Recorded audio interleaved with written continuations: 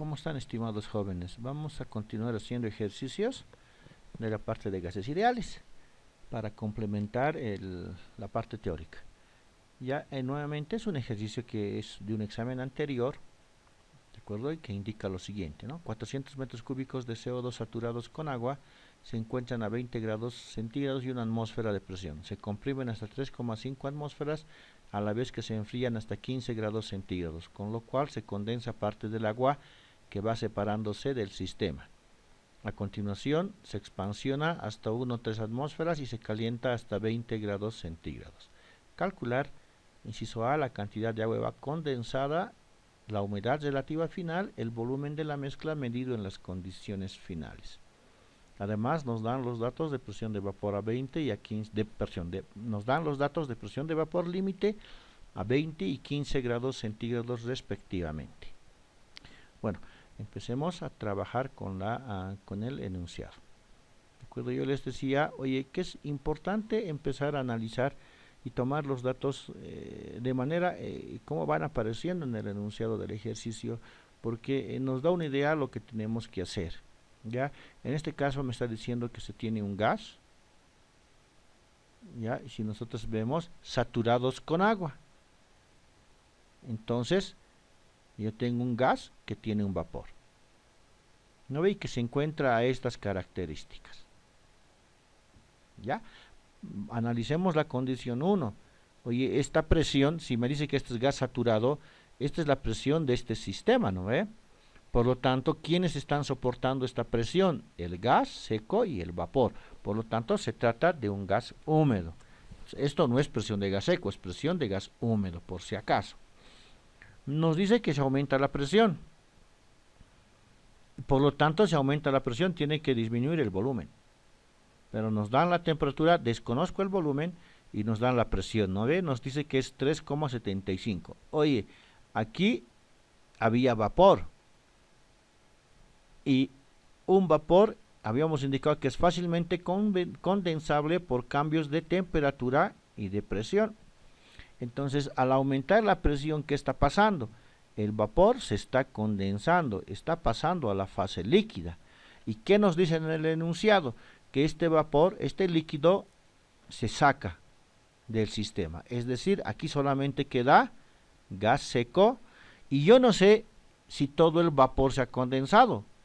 No me dice el enunciado, entonces yo voy a asumir que hay gas seco y que existe también algo de vapor. ¿De acuerdo? Entonces, recalco, al haber aumentado la presión, ha hecho que el gas se condense. Y por último tengo la etapa 3, ¿no ven? Me dice, oye, quiero conocer, aquí teníamos dicho que tenía vapor, oye, tengo gas seco y vapor. Ya, si hay aquí número de moles de vapor, estoy expandiendo. Va a haber el número mismo del número de moles de vapor acá. No va a cambiar. Me dice que calcule el volumen 3.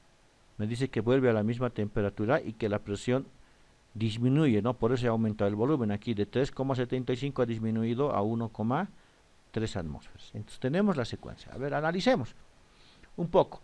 Me dice gas saturado. Decíamos cuando el gas es saturado de humedad, la humedad es del 100%. Por lo tanto, la presión de vapor es igual a la presión de vapor límite. En la condición 2 no me dice nada, es lo que decíamos en clases, no me está diciendo qué ha pasado, qué pasa con humedad. Lo único que me dice es que aumenta la presión. Oye, al aumentar la presión, ¿qué les dije yo? Oye, aquí se condensa, aquí adentro empezó a llover. Y cuando llueve, ¿cuánto es la humedad? Prácticamente el 100%. En la condición 1 y en la condición 2, la humedad es del 100%. ¿De acuerdo? Por lo tanto, estas presiones, cuidado, son las presiones totales, son las presiones del gas húmedo. De la condición 2 a la condición 3 me está diciendo que se está expansionando. Oye, entonces, ¿qué tengo aquí? Vapor. Esta presión 3, 1.3 es total, es la presión del gas seco más la presión del vapor. Ya, y me pide que en ese caso yo analice y determine el volumen 3. Ya, en la condición 3, por si acaso, el número de vapores de la condición 2 es lo mismo que el número de moles de vapor en la condición 3. ¿de acuerdo? Porque solamente se está sufriendo una expansión. ¿Por qué? Porque me está indicando, porque es constante, porque me está indicando que el líquido lo estoy sacando. O sea, aquí no hay nada de líquido. Ya si hubiese líquido y yo expansionó, ¿eso qué estaría ocasionando? Que el vapor podría estar, el líquido condensado podría estar cambiando a la fase vapor, tranquilamente. Ya, pero eso no es el caso. Entonces, ¿qué tenemos que hacer? Tenemos que analizar y buscar a alguien que no cambia. Y ese alguien que no cambia es el gas seco, si ustedes se dan cuenta. Es decir, ¿por qué no cambia? Porque el gas seco no se condensa. Entonces, el número de moles del gas seco está permaneciendo constante en la condición 1, en la condición 2 y en la condición 3. El vapor, no puedo analizar el vapor en partes para hallar el volumen, digamos acá. ¿Por qué? Porque el vapor está condensándose. ¿De acuerdo? Pero vamos a asumir que todo gas ocupa el volumen, el espacio donde está. O sea, acá el volumen del gas seco, ¿cuánto va a valer? V2. El volumen del vapor, ¿cuánto ha de valer? V2. ¿De acuerdo? Entonces empecemos a resolver el ejercicio, ¿no? Nos están dando las presiones de vapor límite y les dije, vamos a trabajar en las condiciones con el gas seco. Entonces, yo estoy asumiendo que la presión total que me dan como dato es igual a la presión del gas húmedo y por Dalton es la presión del gas seco más la presión del vapor. Y yo quiero hallar la presión del gas seco porque es lo que no cambia. Voy a determinar esto en las dos condiciones iniciales, de condición 1, condición 2. Por favor, me revisan los datos. Una vez que tengo la presión del gas seco, yo les dije, eso no está cambiando. Entonces el número de moles permanece constante. Y yo puedo aplicar la ley combinada. ¿Para qué?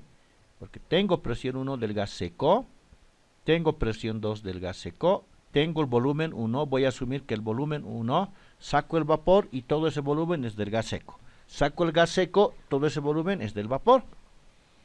Tengo temperatura 1 y tengo temperatura 2. Reemplazo datos para hallar el volumen 2, ustedes lo hacen por favor, y el volumen 2 es 110,27 metros cúbicos. Lógico, ha aumentado la presión y el volumen tiene que disminuir. ¿Ya? Hasta acá hemos hallado el volumen de la condición 2. Ahora necesito hallar y empezar a responder la condición del inciso A, que me dice la masa condensada.